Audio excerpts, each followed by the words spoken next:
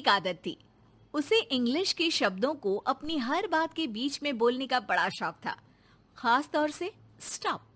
Stop mummy जी, ये क्या कर रही हैं? बिल्कुल स्टॉप हो जाइए। कितनी बार कहा है कि किचन में कुछ भी सामान इधर उधर करने से पहले पूछ लीजिए। अरे क्या स्टॉप स्टॉप करती रहती है। तेरा बस चले तो पूरी दुनिया स्टॉप करा दे। और हाँ, सामान इधर उधर नहीं, मैं बस ये देख रही थी कि चीनी कहाँ है। चाय पीने की तलब थी। स्टॉप मम्मी जी, अब ये मत बोलिए कि आपको ये भी नहीं पता कि किचन में चीनी कहाँ होती है। सास को सिद्ध की बात बिना सर पैर की लगती है। वो उससे बहस नहीं करना चाहती, सो वहां से निकल जाती है। सिद्धि कमरे में। स्टॉप, मैं कहती हूँ बिल्कुल स्टॉप। मैंने कहा बिल्कुल स्टॉप। नहीं करता स्टॉप बिल्कुल। अरे यार, बिजली की वायर जोड़ रहा था, तुमने स्टॉप होने के लिए बोला और ये देखो क्या हुआ, करंट लग गया। अब करंट लगने पर चिल्ला रहा हूँ तो भी स्टॉप। अरे चाहती क्या हो तुम? स्टॉप, मैं क्या चाहती हूँ? अरे अब कैसे स्टॉप हो जाऊं? मेरा मतलब है स्टॉप स्टॉप। सिद्धि फिर चली जाती है सब्जी वाले के पास। भैया, वो बैंगन किलो और आलू 5 किलो। Stop stop. काफी देर होने के बाद भी सिद्धि को उसका सामान नहीं मिलता। क्या है भैया, कब से बोल रही हूँ आलू 5 किलो, बैंगन 2 किलो, फिर दे क्यों नहीं दे रहे हो? भैया स्टॉप। बहन जी, मैं तो 2 मिनट में तोल दूं, लेकिन आप ही तो बोल रही हैं स्टॉप। अब इतनी तो अंग्रेजी हम भी जानते हैं ना कि स्टॉप का मतलब होता है कि रुक जाओ, तो रुक गए भाई।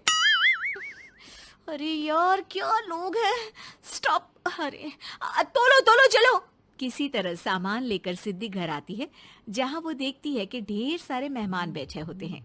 सिद्धि आते ही जोर से चिल्लाती है, स्टॉप! आप यहाँ सब कैसे? अरे अब कैसे स्टॉप हो जावे बहू, जितना आना था आ गए हम। अब हाँ बैठिए ना।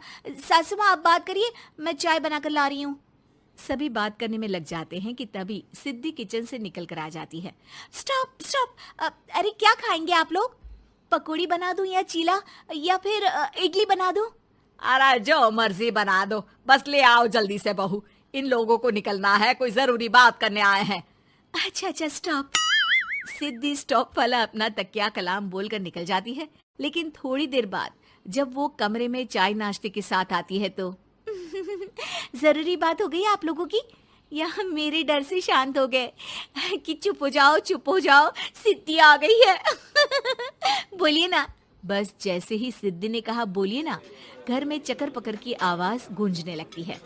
अरे तुम स्टॉप क्या बोल कर गई, सभी शांत हो गए, अब बात शुरू करेंगे। हाँ भाई बहू, तुम वो स्टॉप बोल कर गई तो हम लोगों को लगा कि शायद तुम भी सुनना चाहती हो कि हम लोग क्या बात कर रहे हैं। फिर जो मेहमानों की बात शुरू होती है वो घंटों बीत जाते हैं, चलती ही रहती है। अरे तेरे स्टॉप के चक्कर में दोपहर हो गई, अब जाकर सबके लिए जा खाना बना कर लिया। तभी स्टॉप नहीं बोला होता तो अब तक बात खत्म हो चुकी होती। बेचारी सिद्धि करती भी क्या, खुद के स्टॉप बोलने की आदत से खुद ही परेशानी मोल लेती है। आप लोग खाना खाकर जाइए, हाँ मैं जा रही हूँ बनाने। मम्मी जी, लेकिन स्टॉप, मैं ना खाना बना कर लाती हूँ। सिद्धि सबको खाना खिलाकर विदा करती है। पूरी तरह से थक चुकी सिद्धि शाम को पार्क में वॉक करने जाती है। स्टॉप यार, आज तो मैंने बहुत खा लिया, पेट लग रहा है कि फट ही जाएगा। सहेली एक जगह खड़ी होकर सिद्धि की बातें सुनती है। सिद्धि उसे दिन भर की सारी बातें कहती हैं। स्टॉप यार स्टॉप, चल मैं घर जा रही हूँ। सोचा था थोड़ा वॉक कर लूंगी, पेट हल्का हो जाएगा। सारा दिन काम कर कर के थक भी गई थी, लेकिन यार तेरे कारण बस खड़ी ही रह गई। वैसे तो पार्क करने क्या आई थी? और यार बड़ी अजीब लड़की है, मैंने कितनी बार बोला कि मैं वॉक पर आई थी, लेकिन तू स्टॉप स्टॉप बोलकर रोक लेती थी मुझे। यार प्लीज अब तू जा, मैं वॉक करके ही घर जाऊंगी। ओ यार, वो स्टॉप तो मेरा तकिया कलाम है।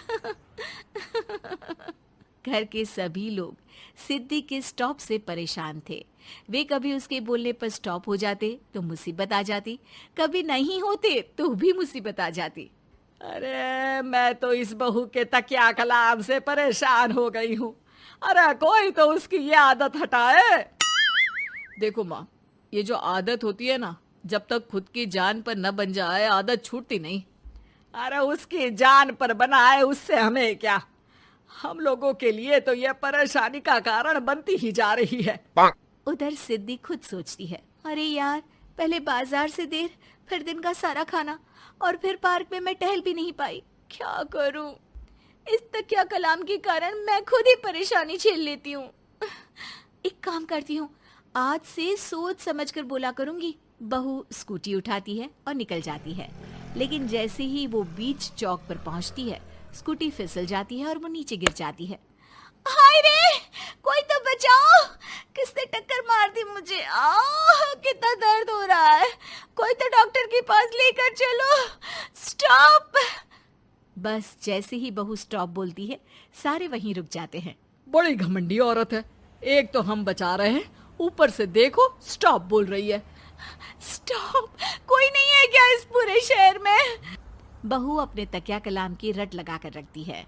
स्टॉप, कोई है? कोई स्टॉप? लोग उसकी मदद के लिए आगे तो आते हैं, लेकिन जैसे ही उसका तकिया कलाम सुनते हैं, वहां से निकल जाते हैं। तभी कहीं से उसका पति लौट रहा था। वो बीवी को रास्ते में पड़ा देख हैरान रह जाता है। अरे तुम यहाँ, कितनी चोट लगी है तुम्हें? पति आसपास खड़े लोगों पर गुस्सा हो जाता है।